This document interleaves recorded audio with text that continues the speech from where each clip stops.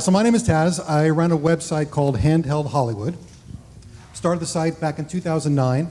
This was before iPhones had cameras that could shoot video. So it wasn't about using your iPhone as a camera back then. It was about using it as a filmmaking tool and all the ways it could be incorporated into your workflows.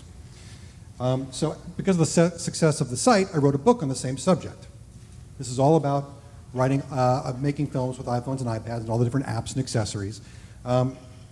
But the primary focus of all of this stuff, the primary focus of my passion for this stuff, is to make people understand that the phones they already have in their pockets, the iPads they already have in their backpacks, are the most powerful filmmaking tools you could possibly own today. More powerful than any camera, more powerful than any other gear. It is incredibly versatile. To that point, I've had to remind people that iPhones and iPads are not cameras. Back in the day, I had to remind people that they weren't phones. When I started Handheld Hollywood, I had to say, your iPhone is not just a phone, it's a computer. And then slowly but surely, the technology improved and people said, oh, I get it, it's a camera. No, it's not a camera, it's a computer. And because they are computers, unlike traditional filmmaking gear, iPhones and iPads become more versatile and more valuable with every new app you add. Like a computer. Your computer becomes more powerful when you buy a new incredible app. The same thing is true with your mobile devices. So what kind of apps would you get? Well, you know a lot about camera apps, but there's apps for every aspect of film and video production. There's apps for writing and blocking and storyboarding and conceptualizing and scripting and casting and blocking and editing and everything, distribution, everything you can imagine. So if I were to tell you about all the apps that were available and awesome, it would be probably about a 3 to 4 hour presentation. So I had to pick some favorites, so I'm just going to buzz through them as quickly as possible. This is what if you've seen my presentations before, you know that I rifle through stuff. So if you have questions, by all means raise your hand, but I probably won't see you, so maybe a better screen. Okay. First app is Filmic Pro. I'm just going to touch on this very briefly because you already heard all about it. This is, like David said, the de facto camera app that everybody uses. A couple things David didn't mention I think are worth mentioning is you can crank, I think you saw it, but maybe he didn't point it out, is you can crank up the data rate. And this is crucial. When you're shooting video, you can crank up the data rate.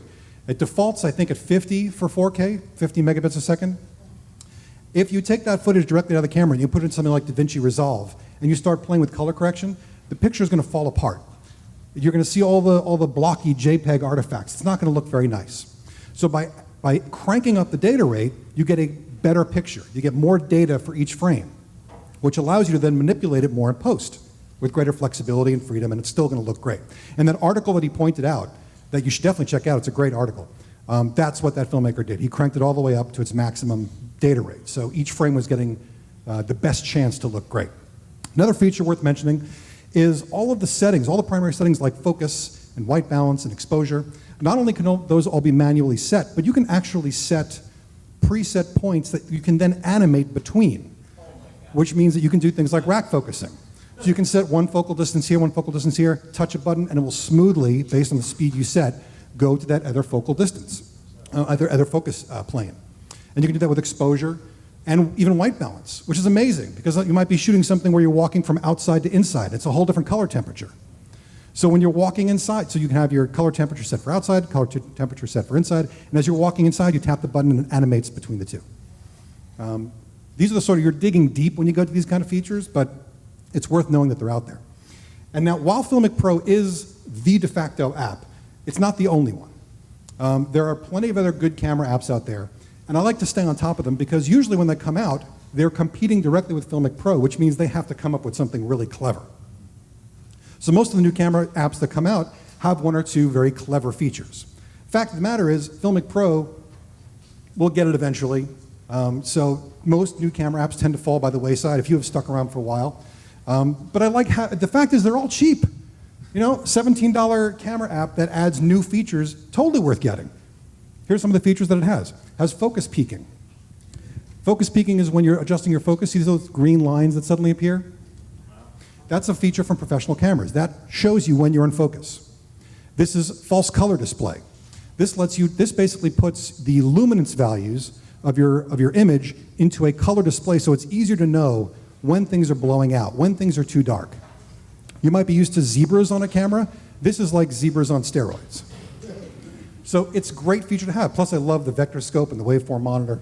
And now that phones have a big screen or iPads, you can do this kind of thing. Back in the day when you were shooting on iPhone 4S, you didn't have enough screen space to be able to do your picture and all the controls. So bigger phones, bigger devices, sort of allowing you to do things like this. But again, I wouldn't necessarily consider this my primary camera. I always go with Filmic Pro. That's the one. But it's nice to know when these other apps come along because there's other little features you might be able to use here and there. Case in point, this is a single feature camera, meaning it really does one thing really well, and that's prevent you from shooting vertical video. Now you're seeing it here on an Android, it is multi-platform, but basically no matter how you rotate your phone, it's going to say nope, and it's always going to shoot horizontal video. It's always going to shoot 16:9. You can't screw it up.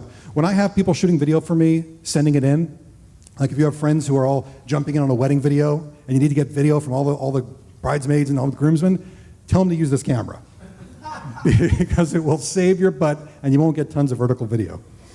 It's worth mentioning, there used to be an app that was just purchased by Google, so it's out of the App Store. I was very disappointed when it left.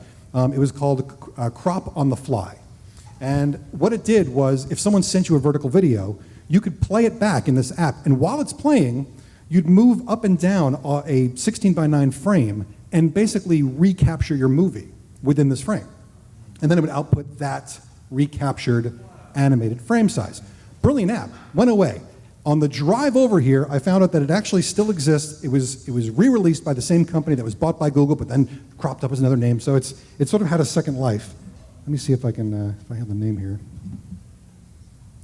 Video Crop is the name of it. I haven't actually tried it, but I did open it up, and it's the exact same interface. So if you are getting vertical video and you need to be able to quickly convert it into horizontal video, it's a nice app to check out. Okay. Video Crop. So you heard Carl talk about the fact that Adobe Premiere Clip can use LUTs. Well, you know, where there's an opportunity, there's someone smart enough to sell you something.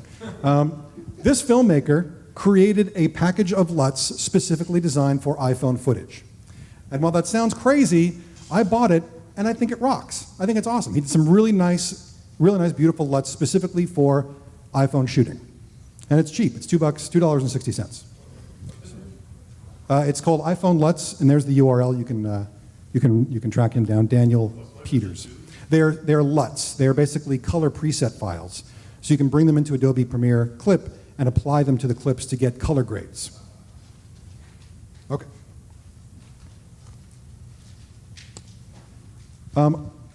You saw that most of these apps do at this point have some kind of color grading functionality built in, make them warmer, make them cooler, change the tint. Here's an app that's been around a long time that goes way deeper. It's like a little color correction facility in your iPhone. It lets you adjust all the parameters that you're used to in a far more detailed way. I'm not going to go into depth, but if you're interested in color correction, you should definitely check out this app. It's $6. It's a bargain. The only problem is you have to do one clip at a time.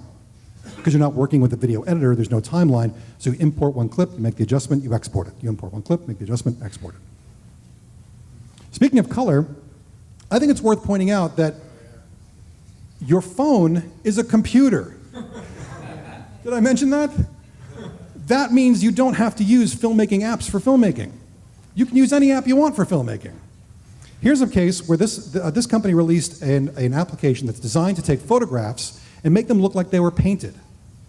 So one very clever filmmaker took some video. This isn't clever. This is me obsessing with my dogs. But this is what it does. It turns it into like a filmic look. So you can shoot video? No, you cannot shoot video with this. It's made for photos. So what a videographer did was he took his video, exported it frame by frame, then brought each frame one at a time into the program, applied the same filter, exported it back out, reconnected it as a movie, and he got this. I'll let it play for a second because it's really quite amazing. Obviously, that's the original footage on the left. The app doesn't. the app doesn't do this. It doesn't make a side-by-side thing. He just put the original on the right so you can see what's going on. but pretty incredible, and a very talented filmmaker. So you can use, if you like a filter in an app, in a photo app, and you say, boy, I sure wish I could do that kind of look to my videos, you can. It's just a lot of work. Very cool. Okay, let's move on. I'm going to back up for a second and kind of focus in on the idea that your device isn't just a camera or a color corrector or an editor. I'm going to go back to the beginning. You can write on your devices. It used to be that there was applications for screenwriting on your iPhone, and they were kind of goofy because their screen was so small. But now it's a legitimate practice, and there's apps that are amazing for it. This one just came out called Scrivener. It's been on the Mac platform for ages. It's what I actually wrote my book in a few years ago. And now they brought it to the iPad. It's great for writing either novels or screenplays. It allows you to collect research and organize it and make notes and put down note cards and restructure your whole story. And it's terrific. If you're a writer, I suggest you check it out. Actually, do we have any writers in here? Yes. Okay, good. Let me show you some of the writing apps then. If you want to, use the standard, this is Final Draft Writer. It's made by the same company that produces Final Draft for computers, for desktop. It's pretty great. Is it amazing? No, but it's pretty damn good. There are other good writing applications. Storyist is a terrific one as well. But here's the deal. They all are fairly limited in that you have to write within their structure, you have to learn their tools, you have to pay the money. If only there was something that was far more open, and there is. This is called Fountain. You guys know what Fountain is? Few? Okay, a few of you. Fountain, yes, exactly, it's a water fountain. Good night. Fountain is a means of writing screenplays using any text editor anywhere. You can use any text on any platform ever, as long as it produces text files. And when I say any platform, I mean it. If you have one of these, you can write in Fountain in a text editor. The way it works is in any text editor you choose on your iPhone, iPad, or anything else, Android, you write like this. Now, if you know standard screenplay format, you kind of recognize this. I mean, it's obviously not right. Things aren't centered. Things aren't marginized right. Margined? Okay. But you kind of get it. So Fountain is a means of writing in this syntax. And it's also a means of then taking that, deciphering it, and turning it into this. So it's a way to write sort of in this rough text. And then when you're done, when you want to output it as a script, you basically render it. You render it as a script. And there's plenty of ways to do this. There's some apps on the iPhone and the iPad. There's one called Writing Kit. I don't know if it's still around, but it used to do it. There's plenty of applications online. You can actually do it through the web. There's a web service where you upload your Fountain file, which is just a text file, and it gives you back a PDF script. And there's also a program that I use on the Mac, which I love, called Highland. This, again, this is an iPad or iPhone. This is Mac. This lets you take in any Fountain file and convert it to Final Draft or PDF. As an added bonus, it's also a writing environment.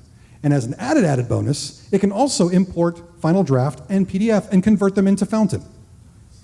Which means you can take a script that you're reading or working on, maybe you lost the original, all you have is a printed copy, scan it in, it'll turn it into Fountain, now you can bring it into any text editor anywhere. So if you need the sort of the comforts of writing in a screenplay program, like you need it to automatically insert int, interior, and fade in, then you want to go with a dedicated program. But if you know how to write those things and you're just intuitively write them, use a text editor, because it just saves a ton of time. If you want to learn more about Fountain, here's the website. This is sort of the base camp for this kind of thing. Here's a fun one, again, for writers. I just threw this in this morning because I think it's adorable. This is an iPhone app, iPhone and iPad. And basically, as you can see, each of these wheels has story ideas. So you hit this little random button, the wheel starts spinning like Wheel of Fortune, and you get a random set of ideas to get you inspired to write something. Now, the wheels themselves are obviously limited to what's on the wheel. So in-app purchases, they sell different sets of wheels. So you can buy sci-fi wheels or comedy wheels or whatever.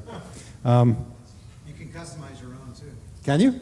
Yeah, my improv troupe used to use it for random suggestions if the audience was dead. Brilliant. Just put that on the screen and it would... Yeah, that's right. Okay, so you can customize your own. That's great.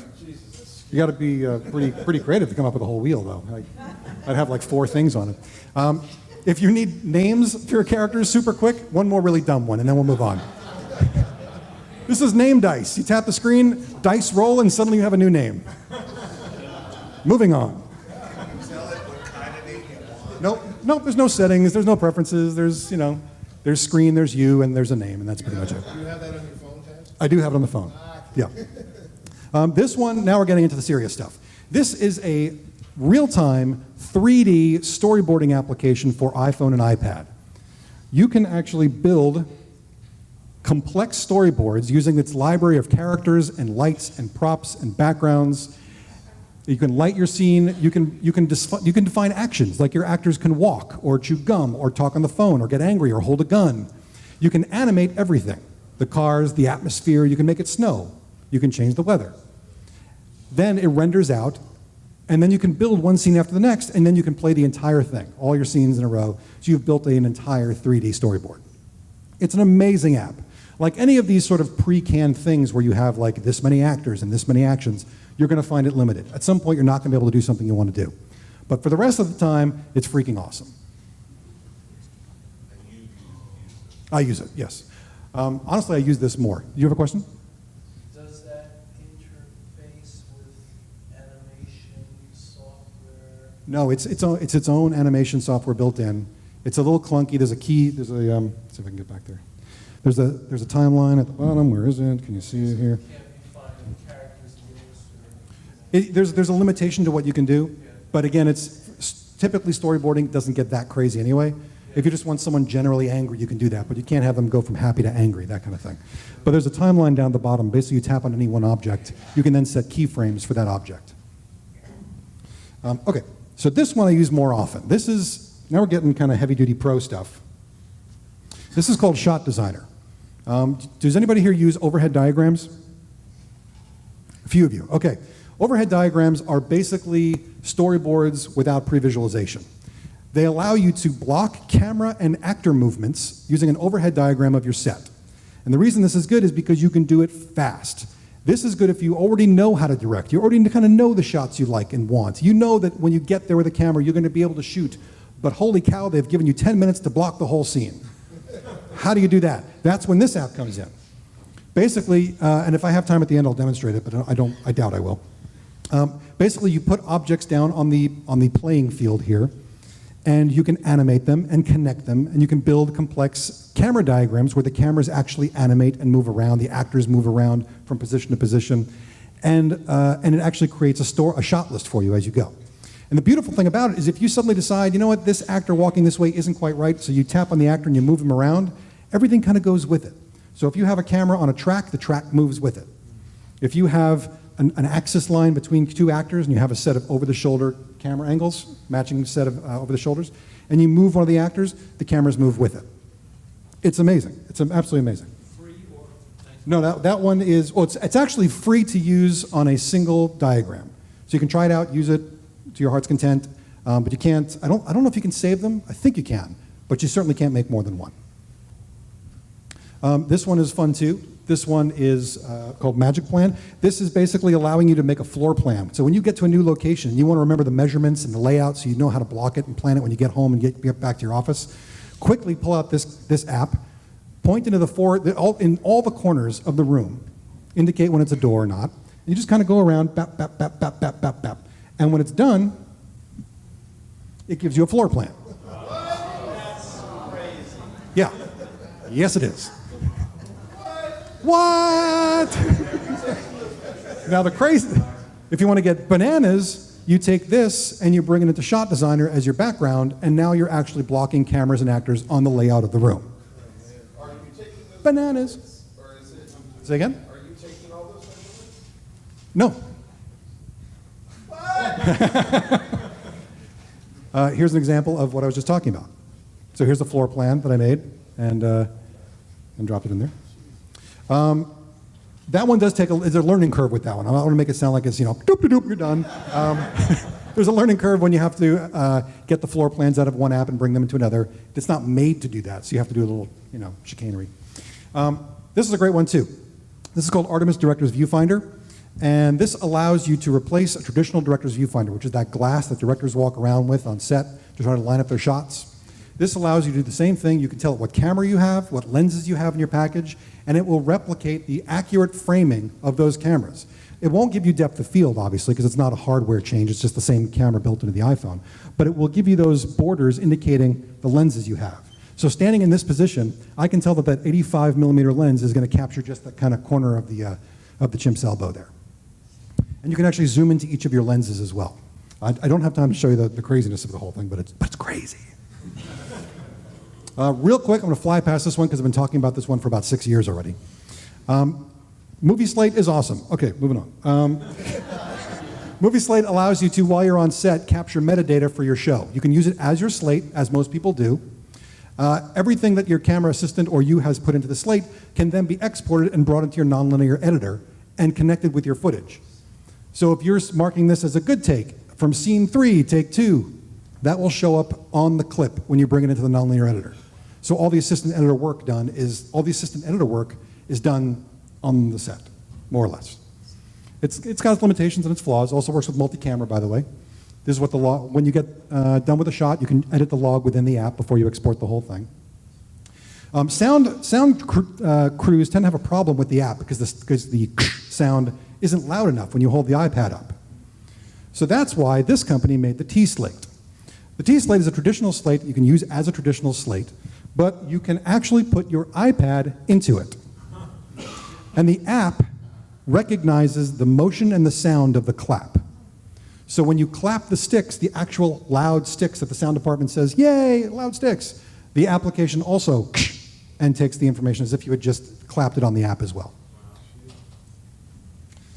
This one is called Green Screener. This is one of the, I'm just going to show you one or two more apps and move some accessories too. Green Screener is an app, Larry, were you talking about green screening dogs? Yeah. Okay, you're going to love this. So this is an app that allows you to light the perfect green screen. The problem with doing green screen, more often than not, isn't the keying of the footage. It isn't the applying of the filter and taking out of the stuff. That's pretty common these days. The problem is when you're actually setting up the green screen in the first place. If you don't have even lighting, then your software needs to recognize green levels, luminance levels, from all different locations. Suddenly its range of green that it has to knock out is huge. So if you limit that green to a very small little range, it has to work less, and it creates a nicer key. So the way this works is you put this app in front of your green screen, and it presents the luminance levels as these gray bars. As you move your lights around, the gray bars shift because it's recording the luminance levels. And if you find the perfect green, which is that middle gray, you tap it, that turns green. Now, you move the lights around to make the whole screen green. When the whole screen has been turned green, you know you now have a perfectly evenly lit green screen. Awesome. All right, let me see. Let me see where we are here. Oh, sure, why not? Here, take a look at this. So this is my latest short film. This came out earlier this year. It's on Vimeo if you want to check it out. It's called 2084. 2084. This was shot, wait for it, in my living room. And I used Green Screener to light the green screen. I'd never lit a green screen before, but I used the app and the gear I already had because I have a production company. So out of my pocket, the film cost $46 because I already had the gear. But Green Screener helped me light that green screen, and it turned out great. Let's see what else we got here. I'm going to start skipping ahead because I see Play it one more time. Play it again? Yeah, one more. Okay. Yeah, slow yourself down. Yeah. All right, hang on. There we go. If you're at all curious, it was done in After Effects with a plugin called Video Copilot's Element 3D, which is not really intended for this kind of stuff, but oh well, I did it anyway. And this one over-the-head shot right there, obviously I couldn't get over him in my living room, so I just had him run down into the parking lot, and I hung over my balcony, and I shot him that way, and I rotoscoped that one shot. Anyone here shoot on a gimbal, a 3-axis gimbal? Some people? So this is an app to help you make sure you're shooting steady. It's basically a meter. You stick it on your gimbal in a little iPhone grip that you have or buy, and it will detect your drift and your yaw and your roll and your blah, you know, those things that I know just as much as I just told you. Because I haven't actually used it yet, but boy, it looks neat. Here's one that I did use on that same short film, 2084. Unfortunately, I don't have sound playing out of here, so you can't hear it. Or maybe you can. I'll try using the microphone. This is an application that does voice synthesis. It does it both as a sort of live effect, so you can speak and have it come out as a robot or as a whatever you want. Or you can use it as a sampler. You can record yourself saying something and then play it on the keyboard, external or in the software. So I use this to create the robot voice in the film. And because I wanted the robot to be robotic, but also kind of expressive, because the robot starts getting pissed off. I wanted the robot to start sounding like it's getting pissed off. So it was better to have a human make the performance, and put it through a synthesizer like this. So I basically used this sitting next to my Mac and just recorded the output. So I don't know if it's going to play. Let's see. Nope. Well, there now it's going, you must conform, and it sounds like a robot. Okay, good times. Let's move on. One last audio thing I'm going to show you. This is Aurora? Someone help me with that? I've only ever written it. I've hardly ever said it. It's that. And it's about $50 plus there's some in-app purchases on top of that. This is a 48-track mixer for your iPad. 48 tracks. On top of that, it also does virtual instruments. It does effects. The reason I love it, and this is an older screenshot from the previous version, the reason I love it is because you can import your video clips and the video track. So let's say you do your whole edit in Premiere Clip. You can export that as a QuickTime movie, bring it into this program. It will extract the audio from that movie and stick it on one of the tracks. Now you have 47 tracks to add music and sound effects and background dialogue and all the things you want to do, and mix it and adjust it, put effects on it. When you're done, you can render out a finished movie with a remixed version of all the audio. So would I choose to use this instead of Pro Tools? No, of course not. But if I'm in the field and I have to do something, if I have to make something well, this is great. This is terrific. All right, let's talk about accessories. You guys with me? Okay. All right, first, iOgrapher, greatest thing ever happened to us. Moving on. It's not the only mount. As any good filmmaker will tell you, you'll have 20 mounts. Every mount serves a different purpose. I use the iOgrapher most, but for other instances, I like to have versatility in my mounts. So this is called the Glyph. This is a brand new one, brand new. It was just announced a few days ago. It's now on Kickstarter. But this company's been making the Glyph that also originally started on Kickstarter back in 2009, I think. I think it was around the same time that I started, maybe 2010. And it's basically a compact little iPhone mount. You open up the latch, you stick your iPhone in, you close up the latch, and it's locked in there. It also has 1/4-inch screw holes on all the sides, so you can attach accessories like lights and microphones and whatnot. And if you spend $50, which is twice the cost of just the Glyph, you also get this fabulous wooden handle and strap, and you're far too pretentious for words. You should probably just get the Glyph. Let's get bananas here for a second. This is the Rolocam Hercules.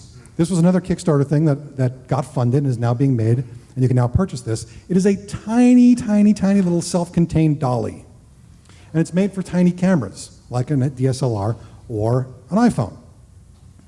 And it shoots in different speeds. You can get it with rotating tracks or straight wheels, all these different things, and get some beautiful, beautiful stuff. It can also go super slowly if you want to do time lapse. The downside of this, aside from the cost, it's $125.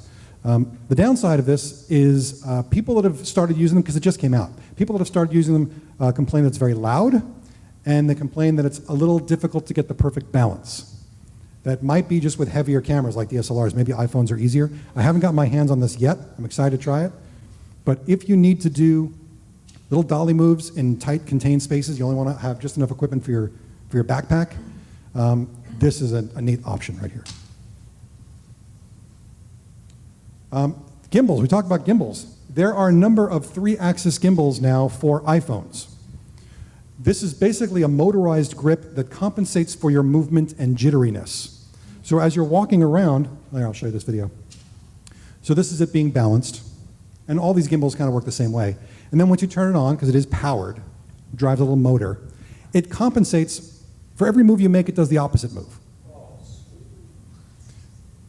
which allows you to do really, really smooth video. Now, it doesn't compensate for the up and down. So if you're walking, you're still going to see a little of that up and down. So you got to walk really smoothly with one of these things. And you can make, you got to walk smoothly. You can make great wedding videos. But so there's 3-axis gimbals. There's many of them on the market right now. This is just one of them. But they all kind of come in around $300. So if you find yourself needing to use your mobile phone, wanting a little handheld thing that'll get you much smoother footage, check out a 3-axis gimbal. David mentioned one of these. This is a different one. It's just a 35mm adapter, which allows you to put 35mm lenses on your rigs. The one that David mentioned, this one, there's about 3 more out there as well. There's a lot of the companies that do this. Some have fallen by the wayside because it's a very niche market. Some haven't done so well. But it seems like every time one goes away, another one pops up. So here is yet another. Here's some sample footage. I just took this from a demo. I haven't used this yet. I've used other ones. I'll tell you the problem I have with these in general. I used the first couple that came out back when I was first starting the website.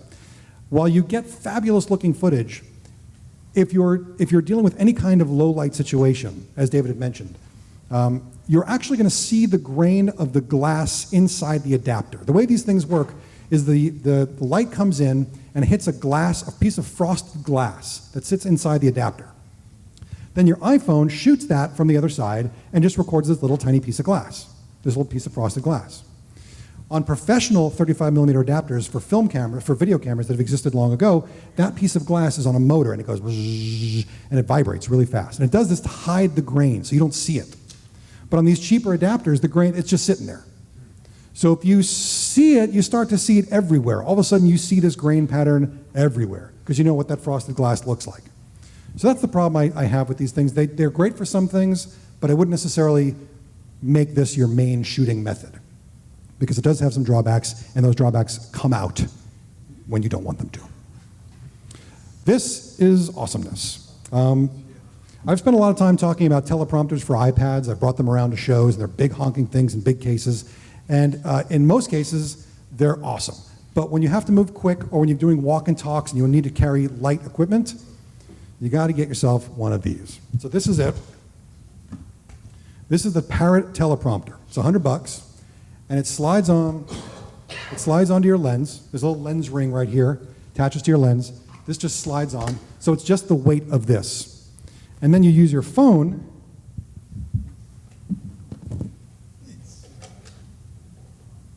Like that. That's great. Now, obviously, what you're seeing right now is not text and teleprompter text. But your actors, let me see if I can put some on there real quick.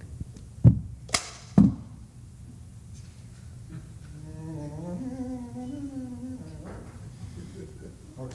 So this is not going to be right, but it's really giving you the idea.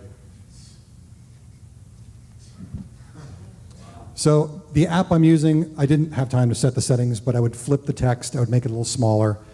But if you have this on your lens and you're just walking around, your talent can walk with you and look into this lens and get the text. It's a tiny, tiny, tiny little portable teleprompter. Recording video at the same time? Well, you've got, no, your iPhone is not recording video. Your iPhone is just serving as the teleprompter source. And then you've got your other camera with a large lens sitting here, which would presumably be a DSLR or a traditional video camera. I mean, you could put an iPhone back here, but I'm not sure how that would work quite because it's not really made for that. Be a little funky. That's what it looks like attached. That's only iPhones. No, it's Android too. I'm saying not iPad. No, it's not the iPad because it's such a small little tiny thing. But there are plenty of great teleprompters for iPad too. Bodolin makes the Pro prompter. Great. It's expensive as hell, but it's great. I use it on all my Pro stuff.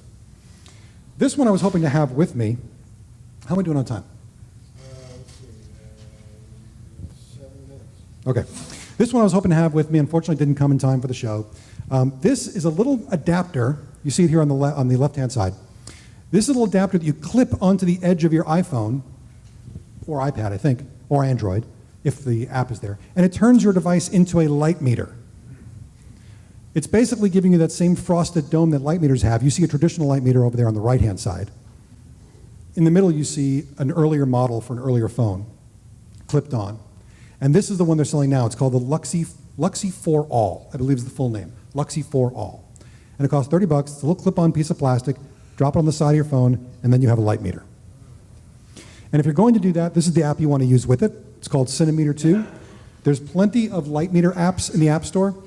This is the pro one. This is the one the pros use, and it works great for video. A lot of the free and cheap light meter apps in the App Store are made for photography. They can be sort of fooled into using video, but this is made for video. And you also get the benefit of having all the scopes and some terrific calibration tools. A lot of talk of VR. How do you shoot VR with a phone? You don't. Not yet. This was a Kickstarter campaign for a little clip-on device called the Shot. And just by punching it over the top of your iPhone, it used the forward-facing camera and the backward-facing camera, recording video simultaneously from both cameras, and then stitching it together into a full 360 panorama. Unfortunately, it didn't get funded, but they're going ahead with it anyway. And if you go to their website, which I don't remember what it is offhand, I think it's just Shot VR or Shot VR camera, just Google it, you can pre-order one now. They don't list a price. Oh, no, you can't pre-order it. You can get on the list. You can get on a mailing list, and it'll let you know when it's available. So if you want to shoot VR, presumably this is not going to be very expensive. It's probably going to be in the same price range as most of these other adapters, which is somewhere between 100 and 200 bucks. So you don't have to spend $16,000 on a VR camera. I have no idea if it's going to be any good, but I love the idea. So let's talk for a second about viewing VR material. Has anyone here used their phone in one of those little adapter things, cardboard, Google Cardboard type device? Okay, plenty of you, good. So these things are becoming a bit more mainstream. For those of you who haven't, you basically take your phone and you view video that is fully panoramic. It's all around you. So as you move your phone around and as you turn in circles, the video changes. So now you're looking at the video shot over there, and now you're looking at the video shot over there. So you're basically in this virtual sphere. This becomes really cool and immersive when you're viewing it through goggles. That's why you see all these goggles everywhere now, because that's how the experience feels like you're connected to it. It's filling up your field of view. So here's a new iPhone case that has a VR viewer built in. Anytime you want to view something, it snaps out. Bananas. It's totally crazy. So they are selling these now as a pre-order for about 70 bucks. It's called the Figment. It's certainly not the only game in town. You can also go cheap. This is Mattel's, which is a toy and widely considered to be the best low-cost VR viewing tool currently released, which is hilarious because you can go on Amazon and they sell these things for 100 bucks or more. This is the Mattel. This is Mattel's right here. If you want to come check it out, you're more than welcome to come check it out. Basically, you snap it open. You snap it open and you drop your phone inside it, close it up, and now you're looking at VR, at 360 VR. So obviously the better helmets in VR, the head-mounted displays as they're called, have straps, so you don't have to hold it. With the cheap ones, you have to hold it. But still, pretty cool to be able to use your phone for that purpose as well, to suddenly view immersive video. Here's one I was hoping to wear when I came here. But unfortunately, UPS decided not to deliver today. This is called the POVI, I think. I've never actually heard it said out loud. It is a chest-mounted iPhone holder, so that when you're shooting video, like when you're streaming live on a service and you want to stream without having to worry about holding the phone, just attach it to your chest. It works on a magnetic case on the phone. So you just bloop, plop it on your chest and you're done. Now you can walk and it's streaming live video to Periscope or Facebook Live or one of those things. And it's cheap, it's 30 bucks. You know, obviously you could take string and do it for $1.50, but that's cool. What if you want to stream to 2 different services at once? This is how you do it. Your iPhone can't do it. You can't run Periscope and Facebook Live and stream live to both at the same time. So these guys came up with a handle that holds 2 devices. So now you can be walking around and streaming to 2 different things at once. And you might say, that's kind of crazy. But if you're a company, if you're doing this as marketing, then you want to reach the widest possible audience. Some are going to be on Facebook and some are going to be on Periscope. Why not do it to both? Why not? You're already doing whatever it is you're doing in front of the camera, showing a product demo or giving a tour of your facility or real estate or whatever. So for the price of another device, and you know, hopefully a small data plan, you can stream to both things at once. So while some people look at this and say it's crazy, I think it's actually pretty smart. But what? 3D? You might be able to, but it'd probably have to spend a lot of time calibrating. It's not made for that. You probably could do it, but not made for it. But here's the question. What if you wanted to stream to 3 services at once? This is batshit crazy. This is for shooting on 3 devices at the same time, and I can't say it with a straight face. The company that makes this, however, as crazy as this is, the company that makes it has a wide variety of different kinds of mounts for all kinds of different configurations, for putting it on your car and on your helmet and your hat and on your chest, and you're holding different varieties and different angles, and it's worth checking out. If you've been struggling to try to find the right solution for how to get multiple phones, maybe you want one facing you, one facing your talent, one facing you, so you can shoot the 2 of you at the same time, or you can have your notes facing you. Who knows? But there's plenty of mounts out there to do these kinds of things. These last 2 I actually found on Amazon, so it's not like they're very hard to find. This is a fun app. It's called Triplist. This is made for when you're going on vacation, or if you're making a list for when you're going to the supermarket, you need grocery list. Which, you know, why am I bringing it up here? Because it also is great for listing all of your equipment. So when you go on a location scout, and you say, okay, I have to remember to bring this battery because they don't have power here. Or I have to remember to bring this particular tripod because I'm going to be mobile, so I need something that's light. Or I need to bring a slider because I want to shoot past the foreground. So by having this list of all your gear that you already have or have access to, you can go in and just start adding things to your list. Yeah, add this to my package, add that, add this. So when you go home, you now have a checklist of all the stuff you have to bring. Very handy, very cool. This is another example of using an application that's not meant for filmmakers, but using it in a filmmaking way. This is Lumberjack. I'm guessing a lot of you here are already familiar with Lumberjack. That's Philips. Because it's Philips' product, and it's awesome. This is the iPad interface, iPhone and iPad interface, but also works with computers, and it's basically a cloud. I don't want to screw this up because he's probably here and he's going to yell at me. It's a cloud-based service that you can use different interfaces on your different devices during interviews. It's an amazing interview logging tool.